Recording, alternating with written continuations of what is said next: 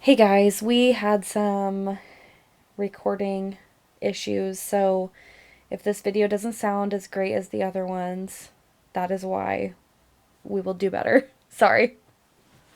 Well, and I think, too, hearing that, because I just felt crazy.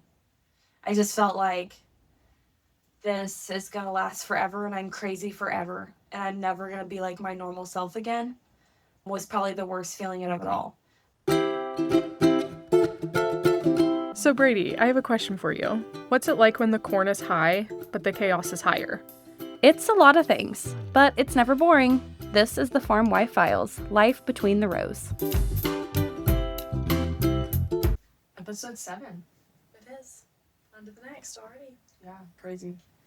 Today, we're kind of getting into the nitty gritty today. Yeah.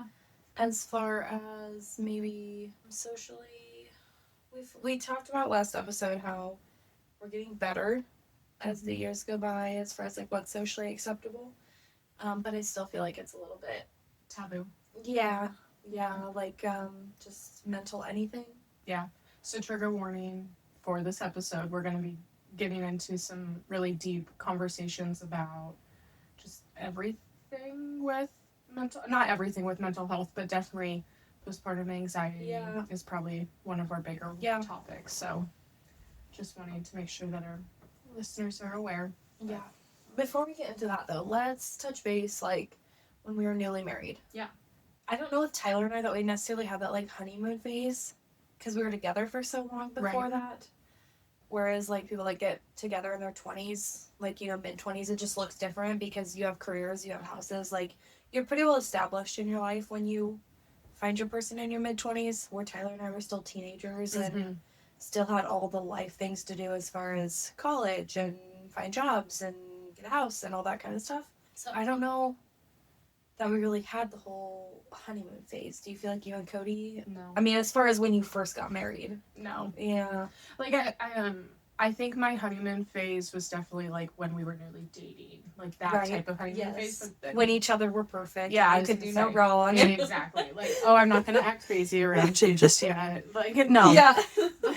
I think like the honeymoon phase, like when I first hear about that term, it's like the cute pictures that you post on social media. It's the sunsets in the background. It's the trips that you're taking. They don't have any red flags yet. Yeah, like everything is just like perfect, or you portray it to be perfect on social media or something along that line.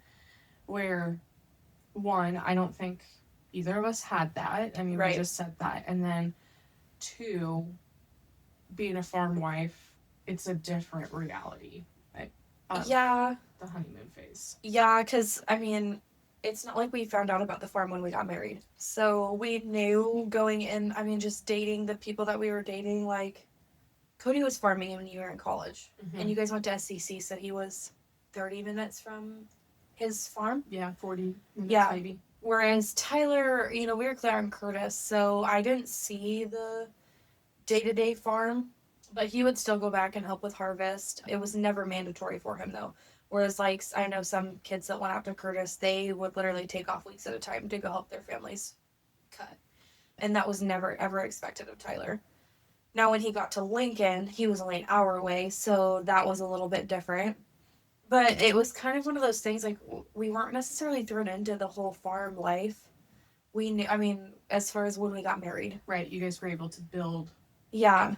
I think probably the biggest transition for me as far as getting married, and this is gonna sound horrible. I preface that this, Tyler, I mean, I love you, and this is gonna sound awful. But the biggest thing for me was when we got married, it was kind of like this epiphany that I couldn't just leave. Yeah. And not that I ever wanted to leave him. No. But it was like this. Holy crap, this is real. Yeah. And not only, like, is this legally binding on paper, but in front of God, family, and friends, we made vows to each other, and that was a big deal to me. And I just got chills, like, thinking about it. Yeah. And it was beautiful, and I loved it, and I love being married. But, yeah, for whatever reason, like, right after we got married, it's like, what if we have a big fight? Like, what if... And we had been together for 3 years at that point, and, like, we had worked through things, and we had some tough conversations and some tough times. But yeah, it just felt very like, oh my, like ominous. Like, I can't can't just leave. Or how am I gonna explain this? Like, Yeah. yeah, And if I not yeah, I wouldn't ever. I mean, it would have to be something catastrophic for us to not be together in this life and then in the next and the next and the next. But yeah, I don't know, just it's also like if you wanted to be done or if something did happen where you were done, like having to explain that to everybody, like it's not just, oh yeah, they were dating, they didn't work out, like the D word. yeah, no, You know? yeah. It's just like a tough conversation. I mean, thinking about it, you don't want to think about it. But again, it's like one of those taboo subjects where it's like That's what I was gonna say. you don't want to. Whereas, and people that maybe are on a spiritual journey or haven't started their spiritual journey don't look at it the way that we look at it, but it's so biblical for me. So I think that's why divorce is also like not only taboo because of like the day-to-day norm, but also just because the Bible tells us that that's not what's right. That's not what God intends for us. Right. And unfortunately, I do think we do see more divorces because society has normalized it. And I don't want to sit here and act like, oh, I have a perfect life. Like, Tyler and I have been so blessed that we are fortunate enough that we haven't had to face, you know, some like really tumultuous times together. But I still just think, and I don't know if that's because social media has really amped up and so you just see divorce more. I don't know exactly. I don't know. Because obviously people separated. I mean, maybe not at the rate that they do now back when our parents were younger, but maybe it just wasn't talked about. Yeah. I mean, it wasn't. I'd be curious to do some research on it. Yeah, same. But anyway, yeah, for whatever reason, that was just a really big deal for me. Like, knowing if it wasn't going to work out, then there's going to be a lot of explaining and Right. things done, and that was probably my biggest shift. What about you? What would you say was kind of like a aha, oh gosh moment when you got married? Or was there one? You know, I can't think of one specific moment, like right off the top of my head, if there was like this, like, aha moment. I think Cody and I obviously were with each other for 3+ years before we were even, married and all of that stuff. So I was able to see the good, the bad, the ugly, and everything in between. Yep. So I think that helped. We were already living like fairly a life that we built together before we were married, but yeah, I don't really know if I can think of one exact time where I said, oh my gosh, this is real. Right. It was like, I just knew that I made this decision and I loved that decision, and there was nothing I would change about that decision. But understanding that, okay, this is my normal. Yeah. This is what I'm gonna have to live with, and that's not meant in a bad way. Like, I love it. But well, and I think too, maybe like a big shift is you have that accountability towards your parents or like to your mom as a child. Right. And then growing up, it kind of switches, but the accountability towards your spouse looks different. Yeah. You know, it's not accountability out of, what's the word for your parents? Like you kind of just have to because they're your parents. Like, it's an accountability that you want to uphold for your spouse. I think that was like the largest identity shift for myself. Is for the longest time, I would build my schedule around what I needed to do and all of this stuff and like the things that I need. It was always me. Yeah. It was never, okay, now I have to juggle my husband. And not only that, but I have to now. And not that you're juggling him in a bad way, but you know, he just has a life as well that you guys are intertwining. And it's adding these events and all of that stuff. Like, he has 2 sisters, so now we have to add their birthdays into the whole mix, and his parents, like, not that they're and his family's holidays of it's just combining 2 families. Yes, it's that shift of that's what I struggled with, because, and I think I would like to maybe think, and I don't know if like is the best word, but the transition from like holidays to holidays, my family we don't really have like a huge, we're going to celebrate a holiday on this day and this is what we're going to do. Like, no, we understand that people's schedules are crazy. Yep. And so we have a decision where we say, okay, what day works best for everyone? And I think that's what I struggled with the most, is because that's not the case on the other side. And it was like, we're going to celebrate on this day. Well, I'm a nurse. I'm not going to be able to work that day. And I would feel ridiculed for that. Yep. Or I would feel like I'm the bad person because I have to go take care of somebody else's loved one. Well, and I think that comes with being a farm wife. I think that is an expectation when you do marry into a farming family, that you're kind of to set aside your family and leave your family. Yeah.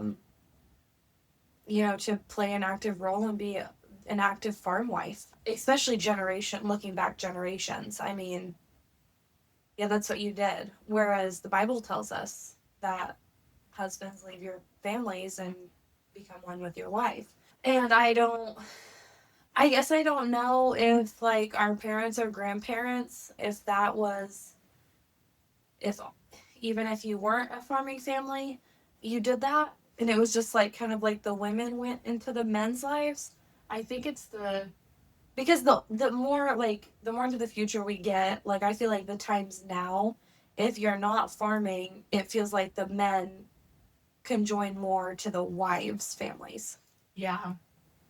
It's hard to tell because I'm not living that life. I know. And so I think with what I struggle with the most, especially like being a new farm wife or like that honeymoon phase that we started talking about, is and I don't like using the word impossible, but I'm going to use it here, the impossible dual role of not only being a wife, a employee of someone or a company or something like that, but a wife, a employee, a farm wife, a mother, anything like that, like fulfilling all these titles that we have so much pressure on us to be the strong, capable person that we are able to do. But not only that, but to be the strong, capable person of being helpful in the field. And being happy about it. Yes. And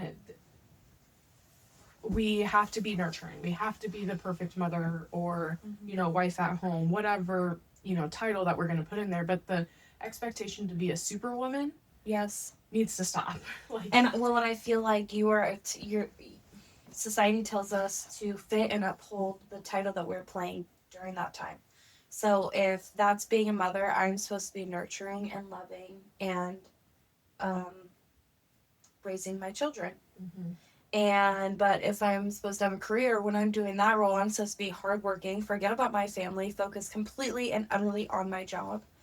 If I am being a homemaker, then I need to make sure my house is tidy, the dishes are clean, there's 3 meals on the plate, or on the table. If I'm a farm wife, then I'm expected to know how to run every piece of equipment when it's asked of me and have farm meals delivered during harvest and planting. Yeah. Not that my husband or his family or anyone in our family has those expectations, but I feel like there's these silent societal views. And if you don't fit that, and it's not that it's ever said to you, but, and maybe you feel that internally. Yeah. And maybe the men feel that way as well.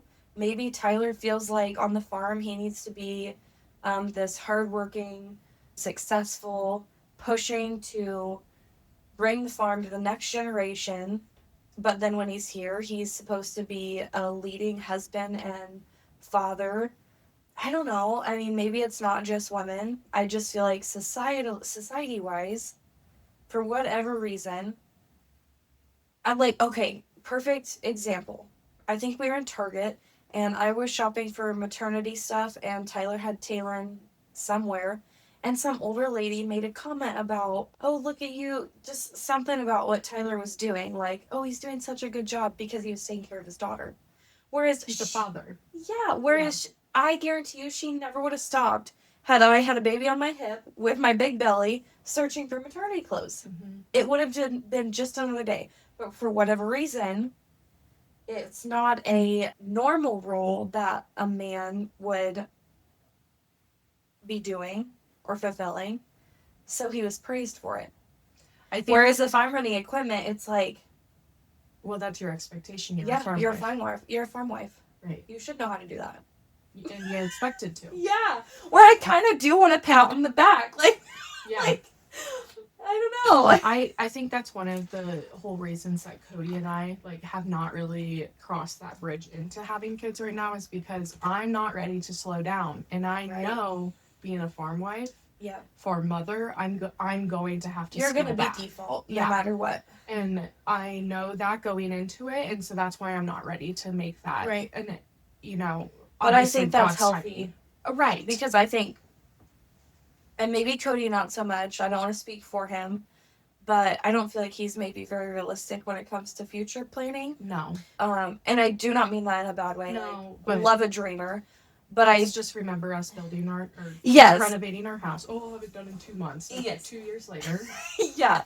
So I feel like, you know, Cody maybe can't foresee like the day to day as far as like, yeah, the idea of kids is amazing. Like, I don't ever want to tell you guys not to have kids. It's the best thing that Right, I've ever yeah. done with my life. I wish I would have done it earlier. But it's just, it's really life changing. But not that it wasn't life changing for Tyler, but hence today, you know, it's raining outside. They're not cutting. You know, he very well could have changed his meeting that he was going to have and put Tingle to bed. But instead, we stopped recording podcasts so I could put her to bed.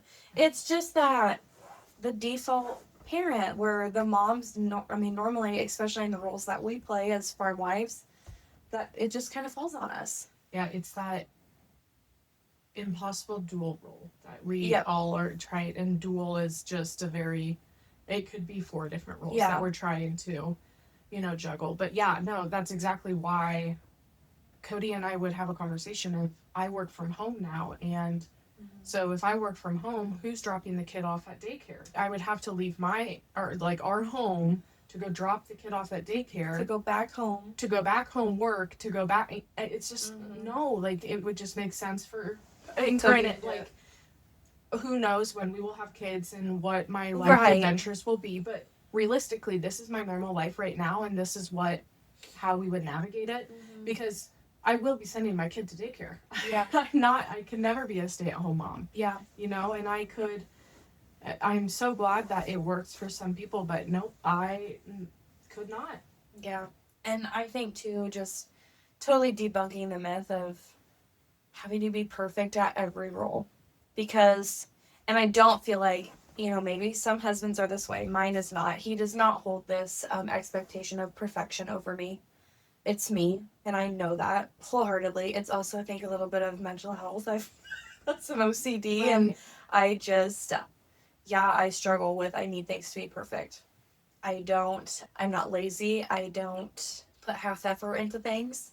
Like, if I'm doing something, I'm all in, whether that's the dishes or raising a human or running equipment for Tyler. Like, that's my personality. And I think it's important to mentally note that you're not failing as a person because you're not covered in grease from running a tractor or rocking a baby because it's nap time or baking the perfect, dessert, pie, whatever. Yes. Like, you're juggling 3 different things, and it's okay if something gets dropped in the middle of that. And giving ourselves grace. Yeah, with that. And that's where I was going with that, too, is just we're allowed to have all these roles and fulfill them, but fulfilling them is going to look different for everybody. So the whole, saying of you need to be a perfect wife and a perfect mother and a perfect friend, all these things of, like, trying to fill that role of perfection, it's not, you're not capable of it. Well, you are for a short time, and then if you're anything like me, I give until I have nothing left to give, and then I'm my worst self. And I think biblically, the Bible tells us that no one is perfect, so why do we already have a expectation in our mind of what perfect looks like? Society. And that sucks. Yeah. That's the part. Well, and I think how you talked about sharing all the good things. Like, I'm guilty of that. It's not aesthetic to post on Facebook saying, I had a fight with my husband today. Yeah, but I was a bad mom today. Yeah. Let me tell you, moms out there, if you feel bad for screen time, there were days where Taylor got hours of screen time during the first trimester because I was dying. Like, literally not well, could not, I mean, I just, sick, exhausted. I just, did not have the drive to do anything, couldn't even parent. And I think me 2 years ago, that would have killed me, quite literally. And I still feel guilty about it, but it doesn't hurt me as badly now. Well, you also have, I mean, Taylor's coming up on 2 years, so Yeah. different story, like Taylor wasn't here, but you had in your mind that this was going to be the perfect way to raise a child, and there was going to be very little to no screen time. And oh yeah, Tyler and I were like, we're never having iPad kids. Like, you see these kids in restaurants with a TV in front of them. We went to Vala's, and that was the only thing that was going to get her through that meal. Yeah, I mean, I wouldn't have ate anything had I not put Bluey in front of her. And I hate that, but also it's like, okay, should we both not eat our meals and I'll listen to her scream for 15 minutes, or should I put Bluey on and she'll eat and I'll eat? Yeah. I do think there's a line between allowing your kids to, Tyler is worse about giving Taylor what she wants. Me, I grew up with, there was 5 of us all together, so if someone's crying in a restaurant, it does not faze me. I mean, it's just another day. Yeah. Tyler, on the other hand, he has one sister, so any kind of attention that we get anywhere because Taylor's throwing a little bit of a fit, he struggles with, we're working on. So yeah, she doesn't get whatever she wants, but there are battles that I'm like when I went to Kentucky, and I was so anxious about, oh my gosh, how are we going to make it, 12 hours? Whatever that was. Yeah. Like, how are we going to make it this far? In a car seat, like, this is going to be miserable. There's a blizzard coming. Yes, plus weather, just all of these factors. I was so anxious about it. And my sister had really great advice. She was like, is it better for her to scream and cry for that many hours? You and Tyler will hate each other by the end of the trip, or to have screen time here and there. Yeah. And we did it. We did great. We had stickers. Once we got bored with that, I think altogether she probably had 2 hours of screen time within the 2 days that we traveled. Yeah. Which I'm good with. Yeah. I mean, honestly, that's a win in my book. Yes. But I think just picking those battles and finding those lines, and when you see another family or mom, do not be judgmental because you don't know what she's going through. No. And I have to, because I'm not a mother myself, I have to remind myself that I have never been in a restaurant where I'm like, just get that child to... Actually, I lied. I had not a restaurant, but an airplane. It was an overnight trip. It was a red eye from New York. I think it was actually Chicago that we were flying out of, all the way to London, and I had a screaming baby on the flight, and I was not a very pleasant person. I mean, I didn't yell at the mom or anything like that, but that's where I'm thinking this baby needs to shut up. But I just want to sleep. But however, I have to be mindful of that because I'm not that mom. I haven't. Yeah, but I will say, and this isn't because you're my friend, or I'm telling you anything you want to hear, but out of all of my friends that have kids, you have been more supportive and more loving and accommodating. I try to. Than any of my other friends that have kids. I feel like, because there's many of my friends that do have kids, and we've had majority of your friends, I would say. Yeah, and all of them have different parenting styles. Yeah, you've said that's been a learning curve for you. Oh, it's not necessarily a bad learning curve, but I have to really be mindful of, okay, can this child have screen time? Can I pull out my phone in front of this child and put on Dancing Fruits? I don't know, and it's not because I want to be this super powerful friend that can help. It's just I want to respect the boundaries that these parents have set, and I might not know all of them. Right. Can this child have a sucker? I don't know. Yeah. Some parents would do that and some would not, but putting myself in the shoes of if I was a mother or if I was a parent, whatever, I would want the same respect. If I said, exactly, I don't want anyone to kiss my baby. Yep. I don't want anyone to kiss my baby, so I'm going to respect that. And you don't have to have a reason for it. No. I can just say that, and I don't have to explain myself. I mean... Even if it's something crazy pants, and I think that, oh gosh, I don't know why Addie would want this. at the end of the day, you're my friend and I love you. Right. So if that's what you want or need at that time, then I'm going to respect that Well, because I love you. Exactly. It came down to this, not necessarily like parenting wise, but you texted me something and I said, Brady, you don't have to explain yourself. Yes, Like, yes. I trust And now, you. and I think I text you back. Thank you. That was so refreshing. Yeah, like, Because I struggle with feeling the need to over-explain, to maybe cater to other people's feelings. right. And you were in that mindset because you were going through, like, you had Yes. to explain yourself with something outside Yes. of that. And I said, I don't care. Yeah, Like, I trust you. Like, yeah. yes. And so I think it's going back to the whole, like, as a friend, Yeah. like, I'm going to respect. I don't need to know why you don't want me to hold There's your a baby. reason we have such a close friendship throughout Mhm. all of the years, because we've maintained the respect for each other. But I can also, I mean, with another friend, it's a mutual friend of ours. She was struggling with, she's like specifically just not necessarily depression, but like anxiety, like pregnancy anxiety. Yep. And I looked at her husband. I said, I'm going to send you some text. I said, I don't care what you do with them, but I want you to have the resources that you The need. information. Yeah. And because sometimes men just don't know. no, and he definitely knew. Well, and maybe not know what's going on, but know how to handle it. Yes, and that's where, like, I said, I'm gonna send you this. And so finally, then the next day she texted me and she's just like, who does this person use for, you know, to talk to somebody because I need help? And so whether I was that person to, like, dive into it or not, but and then she said, I'm talking to my doctor about it and I'm doing this. Like, it's just being able to support where mothers need to be supported, Yes. but have conversations that if I realize that something is like, oh, this is a red flag to me, Yep. I need to say something and I Yes. need to be respectful about that. Well, and I think that's when I first really, like, had an aha. Like, we were friends before, but I'm like, I love Addie. She's my person. Like, God sent her to me to find. So we can get married. No, I'm kidding. I had just had Talon, and I did not know what. I mean, I'd heard of postpartum anxiety, Right. postpartum depression, but I'm You like, I never- just had a baby. Like, what are you This talking is a about? perfect thing. Yeah. And this won't happen to Yeah, me. and you had texted Tyler, and yeah, I have this perfect newborn baby or whatever, and he goes to the front door, and there's a basket of stuff, just goodies and whatnot that you had dropped off. And, you know, again, I didn't know what I was going through at the time, but everybody that had stopped by or wanted to visit was just this, like, soul-crushing, like, oh my gosh, people are coming here, like, somebody's Right. gonna want to hold her, like, oh my gosh, I wonder if they've been sick, have they been around anybody that's sick?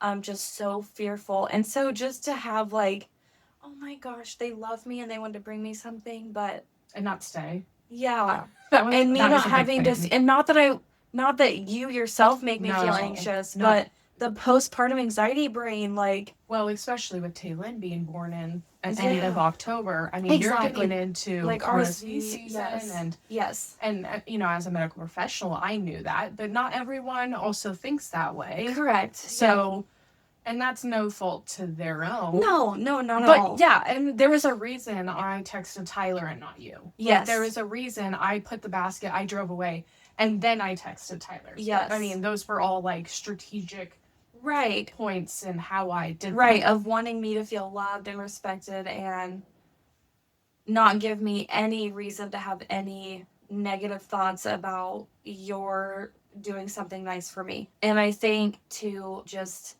for people to know that have never experienced postpartum anxiety, and I think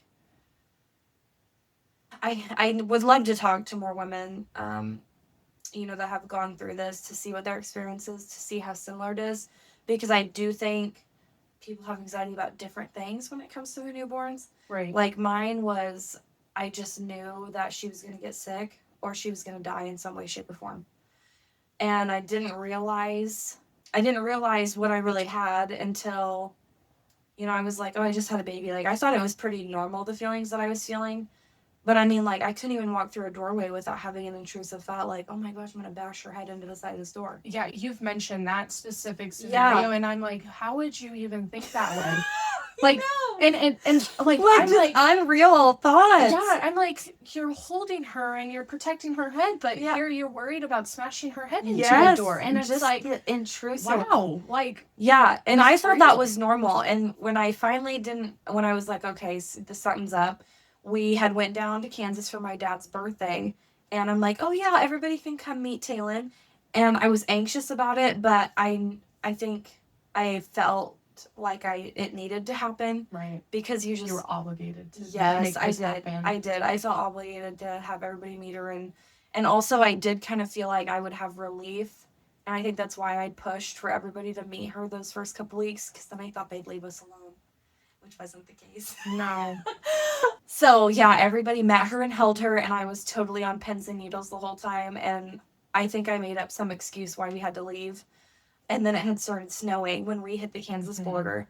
I lost it. I just started bawling, and I pulled the car over, and I'm like, Charlie, you have to drive, and he's like, what's wrong? And I just looked at him and I said, because I had thought the whole time, I'm like, we're gonna wreck. It's icy, and it was not. It was literally like a flurry coming down, and it was still warm outside.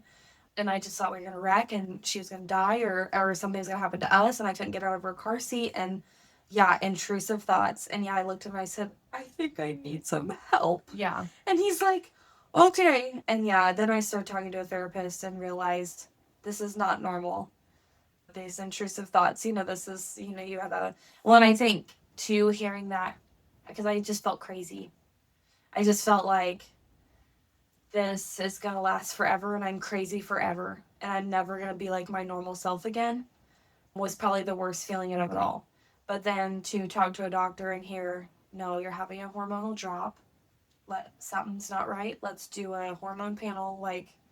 And now even into the second pregnancy, I kind of felt feelings of, I think I was feeling more anxious about feeling anxious more than anything. Right. And so, yeah, I got on some supplements now because I was really against taking like a prescription anxiety medicine. Yeah. I don't know why. I think I just, having ADHD growing up, I took a medication every day, and I just didn't want to do that. So yeah, now I'm on just supplements and feel so much better. So I think the other thing with like PPA, PPD, anything, not even postpartum, just in general, it's really, really hard to, and I'm putting myself into someone else's shoes here, so please correct me if I'm wrong, but it's really hard for me or for this person to not feel like your feelings are a personal failure, but it's more of a sign that your body and your mind are just under so much immense pressure. Yes. And you're, whether it's your first pregnancy, second pregnancy, first kid, second kid, whatever, it's still a new. Like you're adding, you have not just one life to now nurture and hold and take care of. You have two. And so that's new. And just bigger expectations. Yes. And so just knowing that it's not a failure for one, it's not normal to feel that way. However, I think what you just said there should be a big highlight off this. It's not normal to feel that way, and to realize that. And then if I can give any advice or tell a new mom who's going through this right now, it will not last forever. Yes. That was crippling for me. Yes. That was the hardest part, was I just never felt like I was going to be okay again. I never thought I was going to be normal again. This was going to be permanent, and this is the new normal, or this is my new life. Exactly. And I think, too, I struggled so badly because I wanted this whole army for Taylin. I wanted people to know her and love her and hold her and all these, just a whole backup of people that supported her. But it was a fight within myself because I'm like, oh my gosh, if they hold her or if they kiss her, or what if they get her sick? Like, it was a constant battle in my head of, oh, I want them to know her. I want them to love her. Like, it was Tyler's grandpa's 80th birthday, and he went to hold her to get a picture. And I was like, we're not letting anybody hold her. And then when we left, I bawled because I'm like, that's her great grandpa. What if that's the last picture they could have gotten? Like, it was totally a fight within myself. Yeah. So yeah, I think just please highlight, if you are having intrusive thoughts, if you are having just, your normal self. And obviously you're not going to feel your normal self right after you've had a baby. But just be able to recognize that, or spouses, your wives, Right. like, please just advocate for them the best they could, because Tyler, I wouldn't have survived without him. He was amazing. Yeah, because he took off, what, like 3 weeks right after baby was Yeah. born, and Yeah, because she was due the 24th of, no, she was due the 20th of October, the 19th, 20th. And we were kind of anxious about harvest, so Yeah. didn't plan that out very well. And they finished cutting the day we went in to get induced. right. And then, then he took off 3 weeks. Yeah. And was home, and nothing against my mom. She was like, "Do you want me to come stay with you?" No. And No, I Tyler's want just my my husband. person. Yeah. He's No. he's my person. I And don't. that's who I wanted in that Yeah, time. I don't want to be changing diapers for a newborn and changing my own diaper. Yeah, exactly. You know, like, yep. my husband's seen me at my worst, and Yes. not that my mom hasn't either, but Right, still, like, yeah. no. And I do feel like that time for Tyler and I was very connecting too. Yes. Like, although it was hard, and you, like, don't get me wrong, we definitely, like, struggled as far as, like, seeing each other as probably married couple, like, spouses. But also it was very, like, seeing how much he showed up for me was really, are you okay? Yeah, something's in my eye. But seeing, how he did show up for me and I didn't Yeah. have to ask was, like, super formative for our marriage, for me anyway. Yeah. I think also from a non-mom perspective, supporting someone, that you may or may not know that they are or are not diagnosed with PPA, PPD, whatever Yeah. the case is, but, like, just to be there, like, don't, say, I'm coming over at 2 p.m. so you can go do this, like, that, It might trigger someone. Yeah, exactly. Like, it's hey, know that I'm available. Yep. Most likely you're probably not going to get reached out to, but Mhm. there's been many times that one of our mutual friends, she has texted me and she's just like, I just want to clean a house without running around watching a toddler yeah. or whatever. And I'm like, okay, I can be here at this time, but I Mhm. have to leave at this time. And she's Yes. like, I'll take whatever. Yep. And then it's like, am I a bad mom because I have to have help? Am I a bad mom because I have to, ask for help? Like, why can't I just not handle this myself? Like, One, I think it goes back to, if you have that deep friendship with a person, it's just that's for an obvious reason. Right. If you're able to get as close as we are, or as close as our other friends that we have that we're as close to, it's about having that mutual love and respect for them. And even if it seems a little bit crazy that they want this or this, you love them Mhm. enough so to be you're like, going to respect okay. it. Yeah. And for instance, we're naming this baby middle name after Tyler's grandpa. And I mean, he's just been great to me coming into the family, but also right after I had Talon, him and Nancy came over, and I was again dreading it, like, oh my gosh. And I think they just stopped by, so it was like an immediate, somebody's here, like, they're going to hold her, yada yada yada, like, oh my gosh. And they came in and they had soup and a pie, and she was nursing at that time. Mhm. I said, "Oh, give me a second. I'll finish up and you can hold her." And Robert looks at me and he goes, No. He says, "We'll hold her eventually, but she needs you right now." I love that, though. And oh my gosh, when that was just something in me chemically changed, because he's not that's not the generation No. that generation is you hand over your baby and you just deal with it. Yes. Again, going back to an old episode, mental health and talking Yes. about all this just is not a new concept, obviously, but it's more widely talked about Yes. in this generation that I am very, very grateful Mhm. that is Oh, for sure. becoming a thing. Yes. And I think, well, again, we named it Life Between the Rows because this is between the rows. Yeah. This is finding our way Yeah. between them.